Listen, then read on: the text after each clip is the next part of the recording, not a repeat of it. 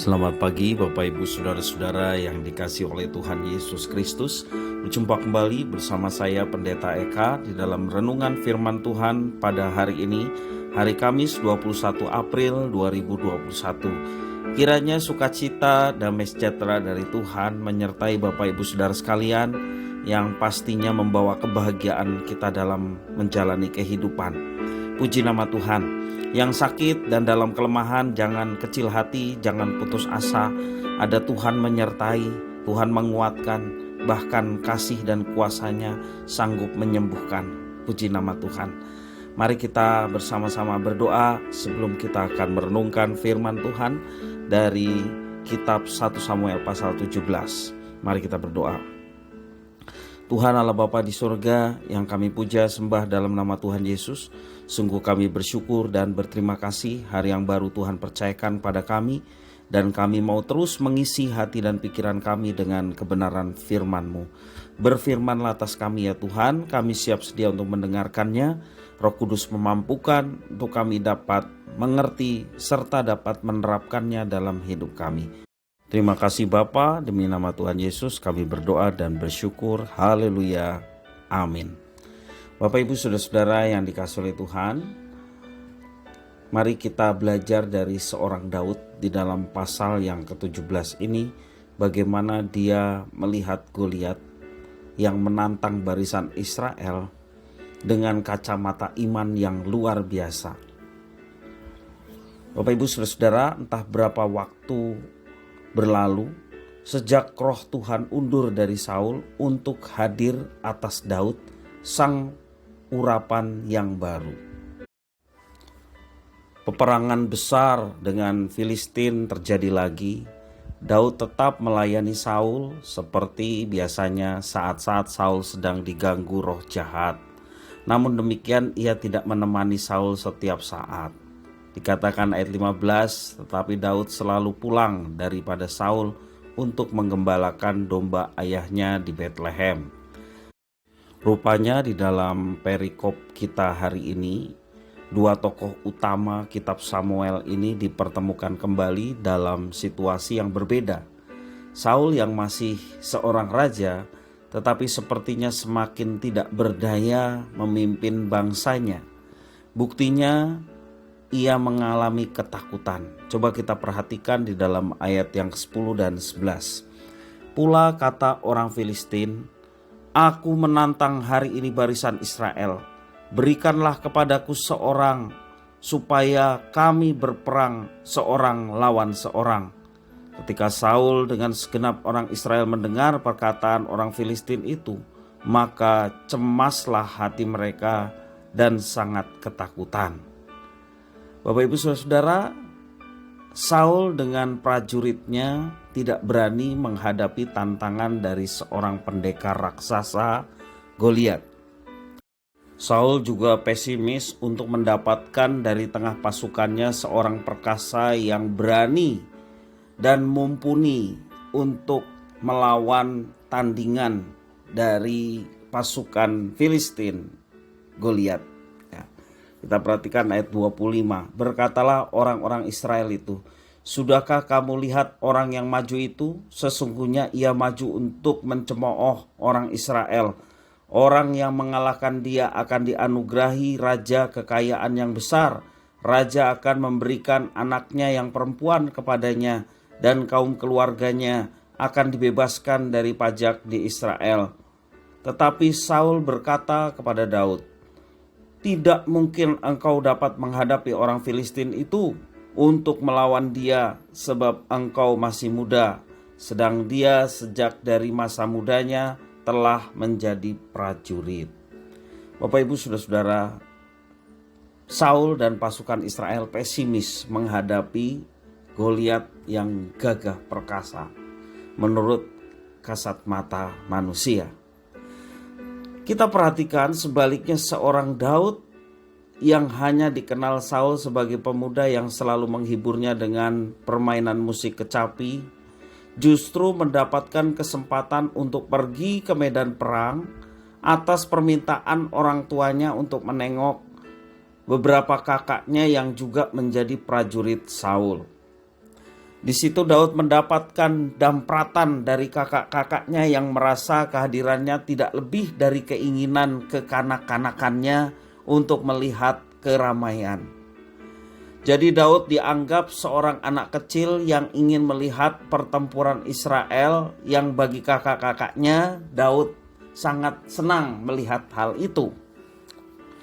Namun Daud lebih peduli pada situasi di medan perang yang menurutnya tidak menunjukkan kualitas pasukan umat Tuhan di dalam berperang.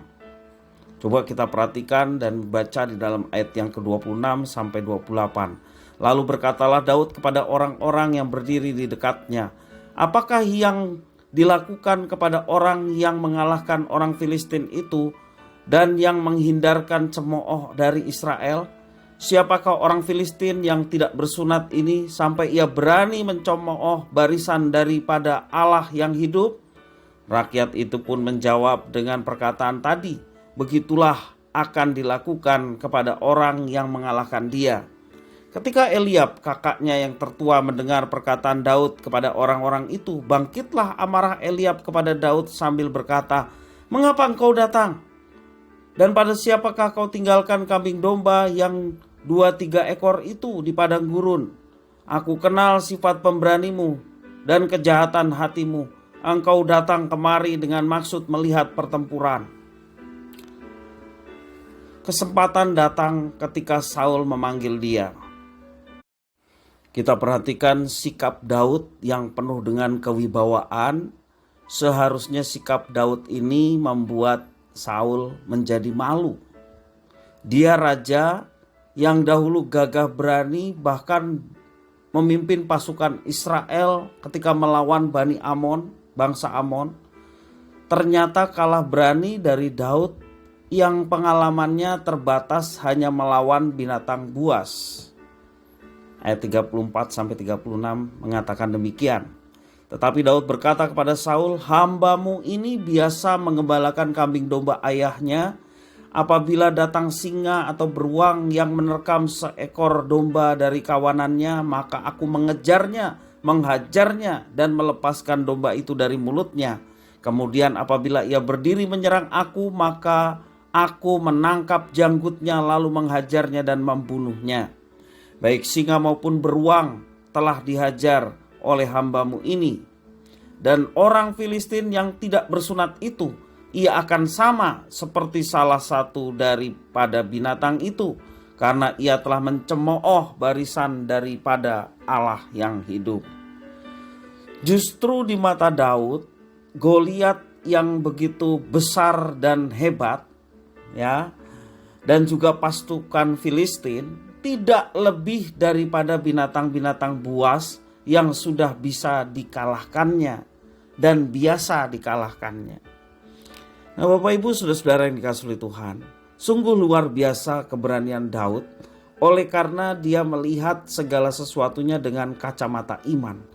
Dia meyakini bahwa Israel bisa menang dengan bangsa-bangsa yang menurut kasat mata lebih hebat kekuatannya. Bahkan dia juga mungkin mendapatkan cerita bagaimana Yosua pernah mengalahkan, bagaimana bangsa Israel yang tidak memiliki pengalaman berperang bisa mengalahkan bangsa-bangsa yang hebat.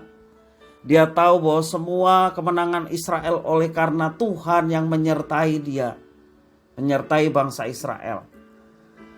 Dan ketika Daud melihat barisan Allah yang hidup dicemooh oleh orang Filistin, dia tidak terima karena dia tahu bahwa Allahnya yang akan memberikan kemenangan. Dia melihat Goliat yang raksasa, pasukan Filistin yang hebat, dengan kacamata Tuhan yang sanggup mengalahkan mereka. Nah, Bapak Ibu saudara-saudara, teladan dari Daud boleh menjadi berkat bagi kita. Daud bukan sedang menyombongkan diri, melainkan dia melihat dengan kacamata iman Tuhan yang besar, Tuhan yang berkuasa, yang dia percayai dan dia sembah. Dialah yang mengatur segala kehidupan orang-orang pilihannya. Dia meyakini akan pilihan Tuhan sehingga dia mempercayai sepenuhnya hanya kepada Tuhan. Ia melihat musuh-musuh Allah tidak ada apa-apanya. Seperti Daud, seharusnya kita juga memiliki iman. Dengan kacamata iman, kita berani melangkah maju dalam menghadapi setiap tantangan dalam hidup kita, yaitu dengan bersandar penuh kepada Tuhan yang hidup. Percayakah Bapak Ibu Saudara-saudara bahwa Tuhan ada dan menyertai kita? Percayakah bahwa umat yang dipilihnya boleh mengalami penyertaan Tuhan, boleh mengalami kuasa Tuhan, dan bahkan mujizat boleh dinyatakan Tuhan atas kehidupan orang-orang yang dipilihnya? Karena itu Bapak Ibu Saudara-saudara, apapun persoalan masalah yang sedang kita hadapi, mari kita melihat semuanya itu dengan kacamata iman. Bersama dengan Tuhan kita sanggup mengalahkan segala persoalan dan tantangan hidup. Bersama dengan Tuhan kita dapat melaluinya dalam kemenangan bersama dengan Tuhan. Sehingga nama Tuhan dipuji, dimuliakan, iman kita semakin diteguhkan dalam percaya kepada Yesus sebagai Tuhan dan Juru Selamat dan penyertaan Tuhan yang begitu luar biasa. Karena itu Bapak Ibu Saudara-saudara, janganlah pernah takut. Firman Tuhan mengatakan dalam Filipi pasal yang keempat ayat yang ke-6 sampai yang ke-7. Janganlah hendaknya kamu khawatir tentang apapun juga, tetapi nyatakanlah dalam segala hal keinginanmu kepada Allah dalam doa dan permohonan dengan ucapan syukur. Damai sejahtera Allah yang melampaui segala akal akan memelihara hati dan pikiranmu dalam Kristus Yesus. Demikianlah firman Tuhan. Kiranya firman ini boleh menjadi berkat bagi kita sekalian untuk senantiasa hidup dalam penyertaan Tuhan. Maka kemenangan akan diberikan kepada setiap orang yang bersandar penuh kepada Tuhan. Mari kita berdoa bersama. Tuhan Allah Bapa di surga, terima kasih atas firman-Mu. Roh Kudus memampukan untuk kami dapat memahami lebih dalam lagi, serta menerapkannya dalam hidup kami. Terima kasih ya Bapa atas firman-Mu. Hanya di dalam nama Tuhan kami Yesus Kristus, Tuhan dan Juru Selamat, kami sudah berdoa dan bersyukur. Haleluya. Amin.